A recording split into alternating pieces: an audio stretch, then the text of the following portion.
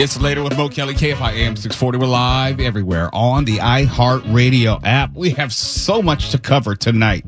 Oh, a programming note. Hey, Twala, I don't know if you know this, but I am going to be in Washington, D.C. the rest of the week because President-elect Trump has asked me to come out and they're going to interview me about some, I don't know, maybe a cabinet level position or something like that. What? But I will be in D.C.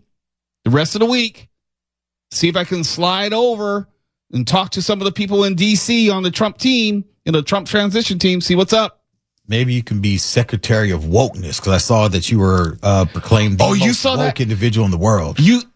Oh, man, I saw that. He's ultra woke. It is funny, and I talked about this on the air before, how people say, oh, you're so woke, or they want to tell me what I believe. I was going to say, they tell you. It's so funny. It's like, wait a minute. It's almost like I'm going to have a conversation with Mark Ronner. Good evening, Mark Ronner. And say, Mark, you know how you always believe that climate change is not important? And Mark will say, like, what the hell are you talking about? I Mark Ronner, know what Mark Ronner believes.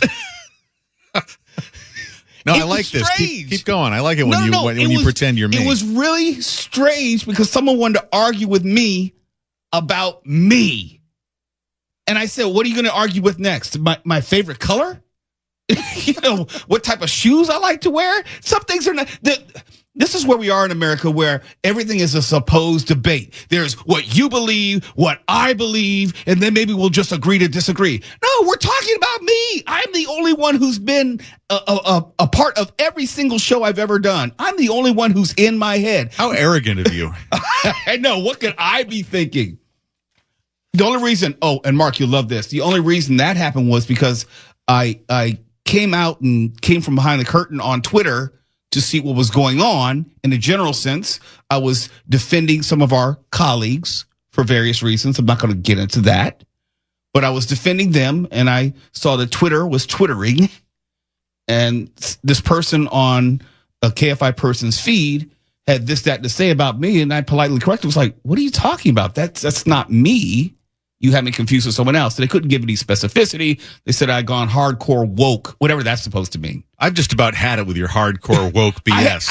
I have no idea what that is. And she, I don't know, because it's a random profile. I don't know what it is. So it's probably a bot. You were probably arguing with a bot and wasting your time. Probably. That's why I left Twitter in the first place. Was determined to tell me that I'd gone hardcore woke. And I said, well, can you give me an example? Oh, no. Oh, nothing. No.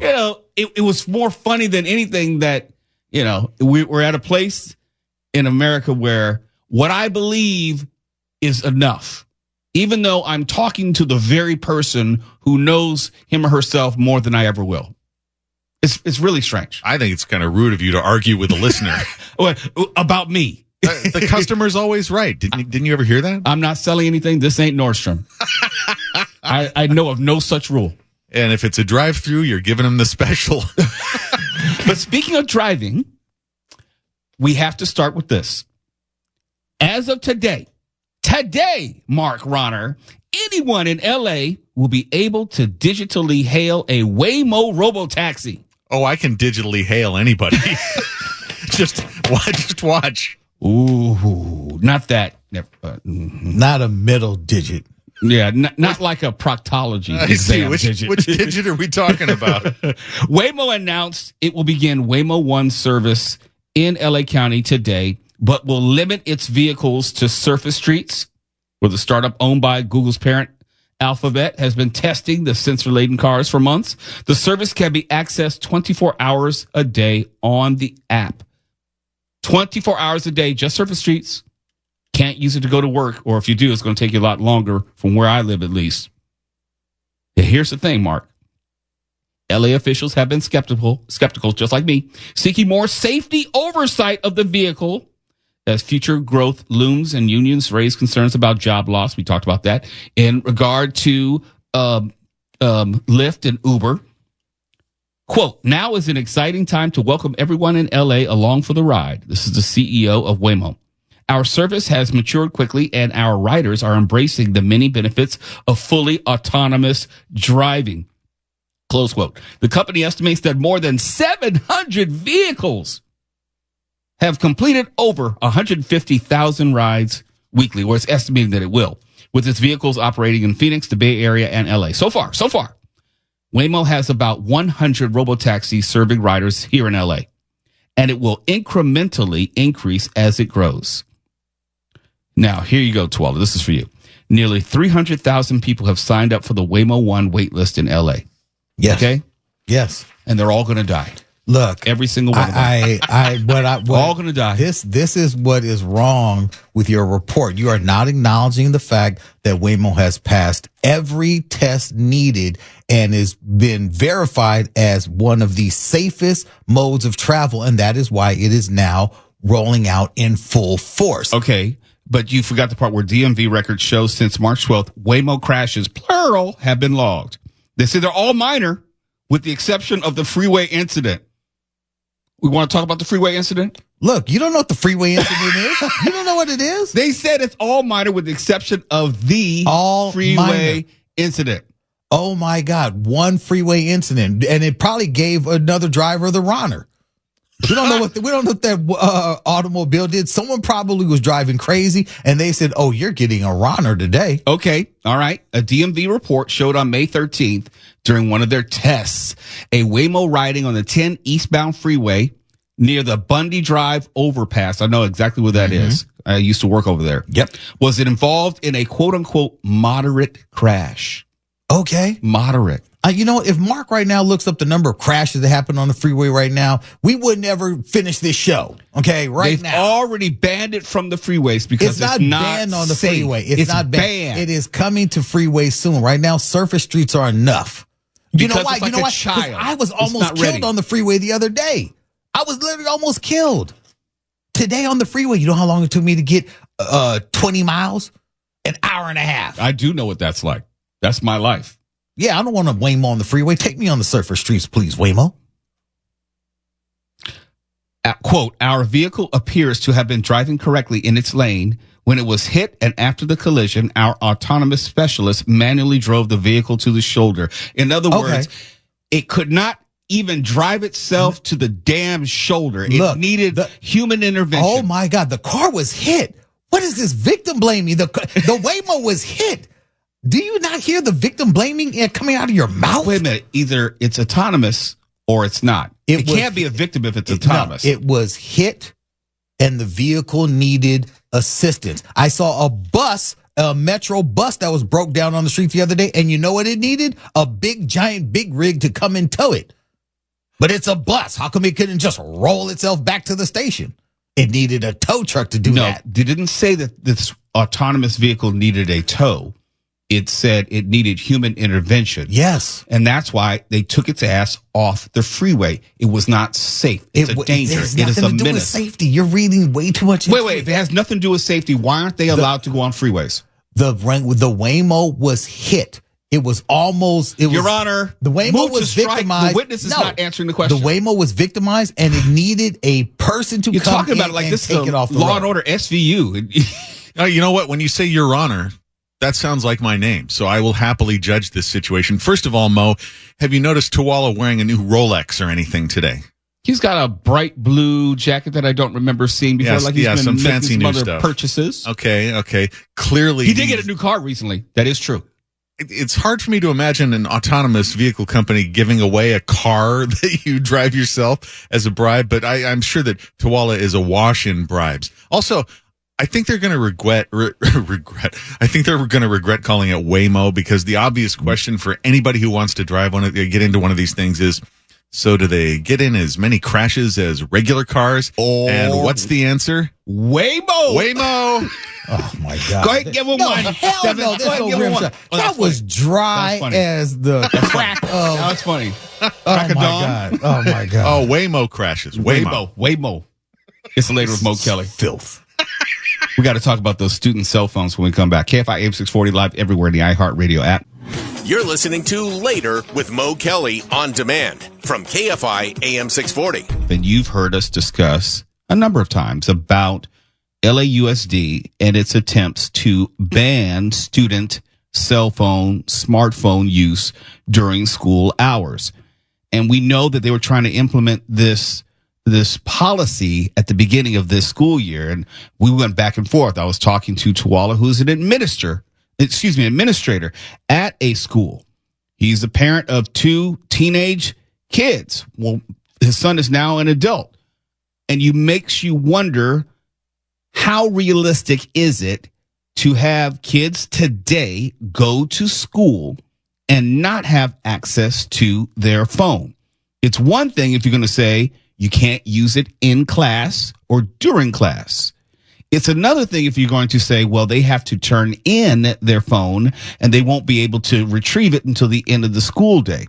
Because all the parents that I talked to, every single one, and I know this is anecdotal, but every single one was of the opinion that, hey, I need to be able to get in touch with my child in the event of an emergency. And I remember we were talking about it, and we had a school mass shooting in and around our discussions, and it kind of highlighted the reality that parents want to be in touch with their children. And to that end, LAUSD has moved back the date for the implementation of this policy to February of 2025. And the implementation is going to vary from campus to campus, but there are some minimum standards and expectations. First, students may not use cell phones, smartwatches, and earbuds on campus during school hours. Let me stop right there. How are you going to manage the use of smartwatches? Let's be real. Now, I can understand if you're saying, hey, you can't use it to take a call, but I have a smartwatch on, and there's really no way for you to know what it's doing if I turn off the volume for notifications. It's not like I'm going to take a phone call in front of you, but I imagine these kids are very technologically savvy. They know how to use these things. Are you saying they can't have a smartwatch? Are you going to say you got to take off your Apple iWatch? You're going to take off your Pixel Watch? Good luck with that. But it says students may not use cell phones, smartwatches, and earbuds on campus during school hours. Devices must be turned off and stored. Again, it's going to vary from campus to campus, but what does stored mean? Do you get to take it from classroom to classroom during the day? You start at homeroom and you make your way around the school from period to period, and you put it in a little cubby when you get to your next class. Is that stored? Or they're going to take it at the beginning of the day and then you have to get it at the end of the day? I don't know if the latter is going to be acceptable for most parents or even any parents. Thirdly, students can use devices before and after school and must have access to their phones in case of an emergency, what we were talking about. But what does access mean? Is it down the hall? Is it within arm's reach? Is it going to be in the same classroom as the students? And I think that is where the middle ground is going to be, where if you have a phone as a student, you're probably going to be able to possess it, but you're going to have to turn it in at the beginning of each class and get it at the end of each class, because that's the only way that you can ensure that it won't be used during class. And you can also ensure that it's available in case of an emergency, that the phone is in the same room as the student. Because if a mass shooting were to break out, that way students would have access to their phones and parents would have access to their children. That's about the only way you can do it. And they also say there are exceptions, including for students with disabilities, translation, and health-based needs. The LAUSD board voted to expand the district's existing technology restrictions back in June, citing rising concerns about the impact of the technologies on youth mental health, bullying, and distraction from classroom instruction. I agree with all of that. Yes, it impacts their mental health. Yes, it increases the likelihood of bullying. We see how text messages and social media can be used against kids all the time. And yes, most definitely, it's a distraction from classroom instruction. But parents care more about actual safety and access than anything. And if we go back, we remember California lawmakers voted in August to require all districts to ban student cell phone use by July 2026. They're going to try to implement this in February of 2025. It's going to be piecemeal. It's going to differ by campus. I'm quite sure it's going to differ by district. Some districts will probably be more lenient than others. And also, what's the enforcement mechanism? And I'm just going to pick on school districts because I happen to know them. It's nothing personal. I just know the districts, so it's fun to talk about them. I was a kid who went to the Torrance Unified School District. Torrance may do it one way. They think, well, we may not have a problem with student cell phone use, so we're going to be a little bit more, liberal, small L with it. We may allow a little bit more access to phones and their students. And maybe Los Alamitos School District will say, no, we cannot have kids having any access during the day at least in terms of school time. They can get their phone before and after class, and they're going to be a little bit more rigid, a little more restrictive when it comes down to it. But it's supposed to happen February of 2025. And this is what I'm looking for. I'm looking for the first time in which something happens and the school is not adhering to what is expected to be the statewide policy. What is the enforcement provision? Are you going to somehow sanction the school? Are you going to take money out of the school's budget? What is there to say, or what is there to say that there is any type of, I'll say, oversight to make sure that this policy is going to be adhered to? Because I don't know if there's any school district which is going to take this to the nth degree and make sure that kids can't have access to their phones. So it's one thing to have the policy. It's another thing to enforce it. I really wish I had a phone back in the day. I really do. Because the only time that my parents could get in touch with me, and this is kind of weird because they always taught at the school I attended, but hypothetically, if they couldn't walk down from the administration building and physically grab me while I was in class, the only way someone could reach me was to call the administration office. And then they would send some sort of counselor or some student from the administration building down to the class where I would be, or any other student, and have them come to the administration building. Those days are long gone. But I can only imagine what an a-hole I would have been if I had a smartphone when I was 15. These kids have smartphones. My nephew had a smartphone when he was like 7. Some are even younger. I don't even get that. I don't even understand that. To have that much what I would call power and freedom. Yes, I would have been looking at porn in class. Yes, let's just get that out there. There's no question about that, is there? I would have. Yeah. Can I be honest? Can I tell the truth? 14, 15 years old, your body's going through all sorts of changes. I remember we couldn't even find a Playboy back then. It was very, very difficult. Went through a lot of hard work and asked a lot of friends and dads in the neighborhood if they could hook us up. You asked? Oh, no, absolutely. You didn't have that cool dad in the neighborhood who you knew had a stash, either magazines or videos? Well, nobody that we would ask. I mean, we found the stuff, but we weren't going to ask. Well, they're always the quote unquote cool parents, ones that would kind of look the other way if they were going to have a party and there might be alcohol. Look, when I would go to my 4-H parties, and I don't want to say which house it was in Arcadia, the Bjordals, we'd have alcohol. We were teenagers, and the cool parents would look the other way as long as we didn't go too buck wild. And so you're saying there were other cool parents who would procure pornography for you?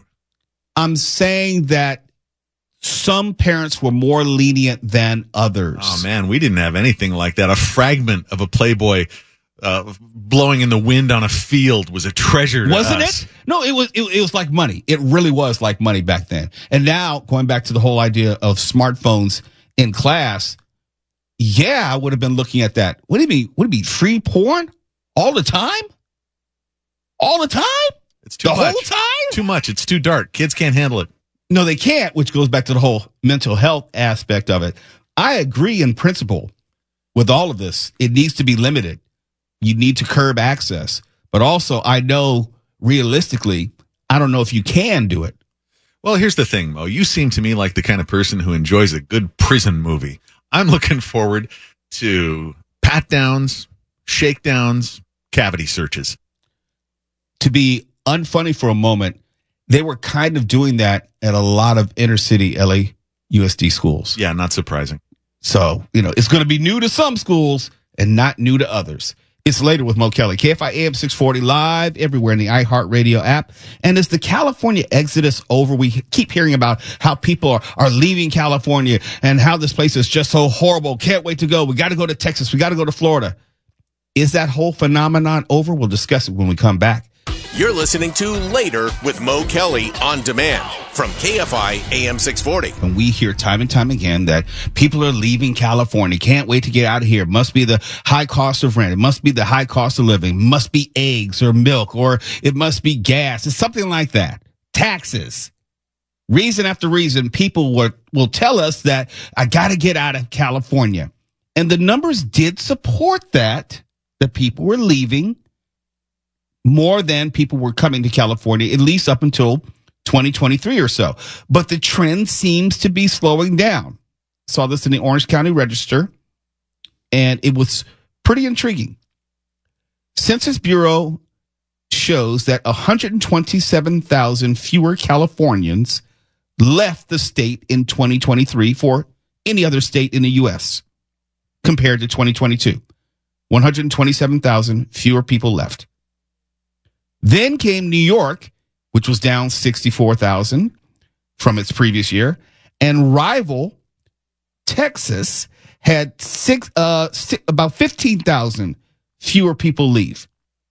Conversely, Florida was the state with the nation's largest increase in departures, with exits growing by 21,000 residents. In other words, the numbers for California are decreasing, and the numbers for Florida are increasing. And check this out, Mark Runner. You may get a kick out of this. Where it's true that California saw the most residents leaving the state for another state in 2023.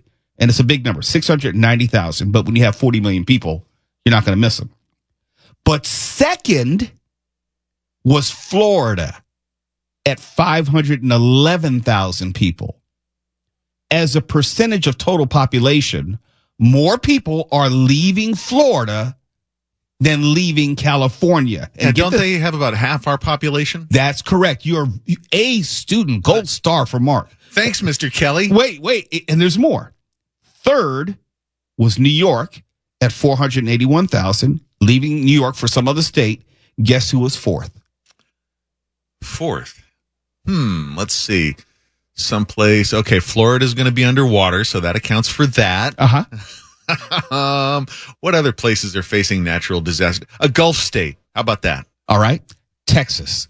For all the conversation we had about the people leaving California, statistically, Texas is fourth with the most departures at 479,000. And again, as a percentage of total population, it is a higher percentage of Texas residents leaving than California residents are leaving. Well, they probably want to go to a state with an electrical grid that they can rely on in severe weather. No, well, maybe they're leaving because they want higher gas prices. I don't know. I can't give you a specific reason. All I know is, for as much as we hear about people are leaving California and specifically leaving California for Texas, the numbers don't support that, or they less and less support that idea that people are leaving California for Texas. More people are leaving the state of Texas for whatever reasons, be it the electrical grid, be it the weather in general, the hurricanes.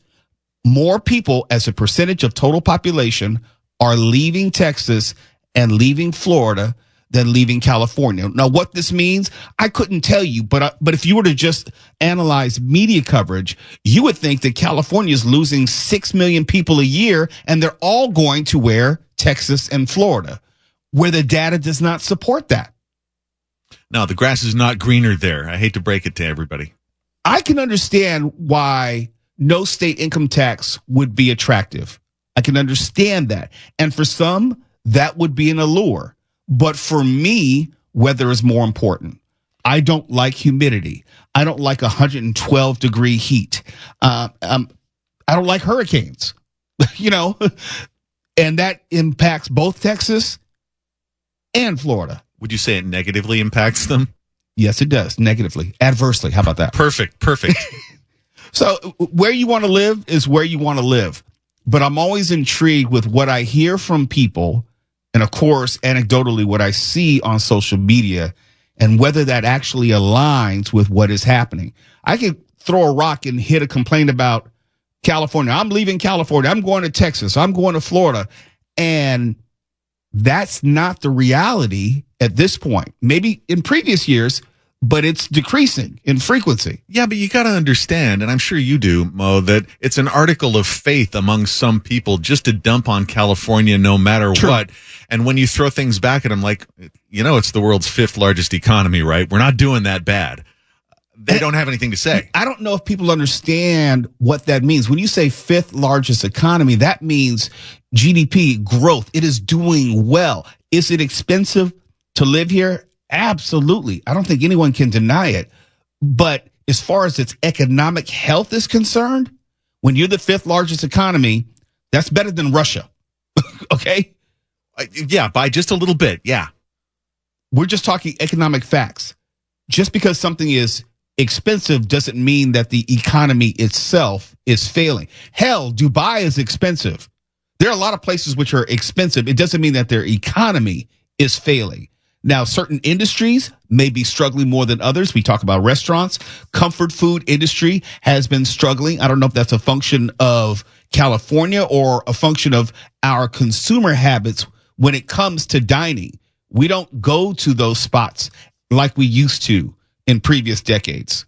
We don't go to, let's say, I don't want to pick on any particular chain, but just think of your favorite comfort food chain like we used to, 3 or 4 times a month. Well, COVID's also got something to That's do true. with that. But rising prices, I mean, a lot of restaurants had to boost their prices after COVID, which, you're in a death spiral there because your prices are higher and that makes fewer people want to go there. And how do you get out of that? I don't know. Maybe move to Texas. Yeah, to Florida. go to Texas. Everything's bigger there, too, I hear. Not every grass is greener. No? Nope. Nope. Some has manure in it. It's later with Mo Kelly, KFI AM 640. Damn it, USC is in trouble again. The football program is in trouble again. And it'd be different if they were winning and in trouble. But they're losing and in trouble. We'll tell you about it next. You're listening to Later with Mo Kelly on demand from KFI AM 640. And my Trojans are in trouble once again. It wasn't enough that they've been mediocre or sucked for the past, 15 years.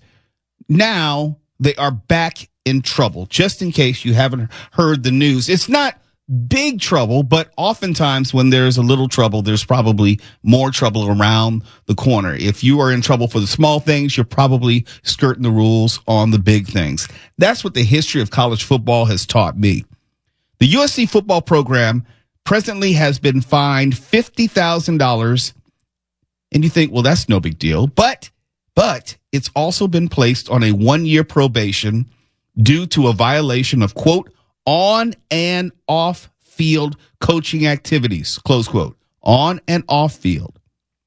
After the NC2A conducted an investigation, it found that USC exceeded the permissible number of countable coaches by 6 during the 2022 and 2023 seasons. I don't want to get too in the weeds, but there were some rule changes as far as the number of coaches you could have, the people who are officially on staff and held the title of coach.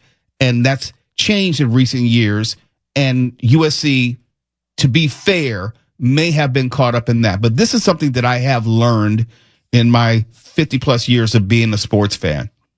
When you find a program playing around the edges, playing fast and loose with the small things, more times than not, there are probably some more major violations there, which either happened and stopped, or they're continuing to happen and they'll eventually be uncovered. Because when you're put on that 1-year probation, you're going to be watched and you're going to be scrutinized more than other universities and programs. And given all the controversy which has been going around with USC, and it's not just the football program. Remember how we talked about how Modern Day and its relationship to the university raised eyebrows and basically was fraud about bringing in students the children of wealthy donors who academically did not qualify to be at the institution. And how did they get them into the institution? Via the sports teams, via the walk-on status. So all these things, even though they may seem disconnected, they're very much connected. Quote, 8 analysts for the football program engaged in on and off field coaching activities during spring 2022, fall 2022, and spring 2023, resulting in the football program exceeding the permissible number of countable coaches by 6 for 2 academic years. They exceeded by a lot over, I would say, a fair amount of time, 2 years. Going back to the quote, as a result of the violations, the parties also agreed that football head coach Lincoln Riley violated head coach responsibility rules. This is what I always believe, especially if you've ever been to a school with a big time sports program, be it basketball or football or even baseball. Even though there may be some 85 scholarship athletes for a football program, the head coach knows what's going on. He may not know every detail of every situation with every player, but he damn sure knows what's going on with his coaching staff. He knows every single rule. Why? Because it's a head coach's job to protect the institution, to protect the program, the name, the endowment, protect it from not only bad press, but from violations and probation just like this. We're all old enough. If you're listening to this show, you're old enough to remember the hell that USC football went through because of either what Pete Carroll did or what Pete Carroll knew about and didn't do anything to stop in regard to the impermissible benefits with Reggie Bush. And when it all started to come crumbling down and they took away scholarships and they put the team on probation and rescinded and vacated one of the national championships, Pete Carroll was out the door and he went to the NFL and became head coach of the Seattle Seahawks. I hope that this doesn't turn into that. I hope that this is not the beginning of something worse. I hope this is not a classic example of my roach theory where you see this one issue and while you're looking at this one issue, you realize that there are another 20 going on out of view. You hope that this is the only thing where USC has crossed the line in the past 2 years. You hope. But history suggests that's never the case. That's never the case. Oh, this was the only time that they stepped across the line. This was the only thing that they did that was a little bit out of bounds. They weren't really playing fast and loose. They were just a little unclear about the rules, and it was an honest mistake. How often does that happen? Never. Absolutely never.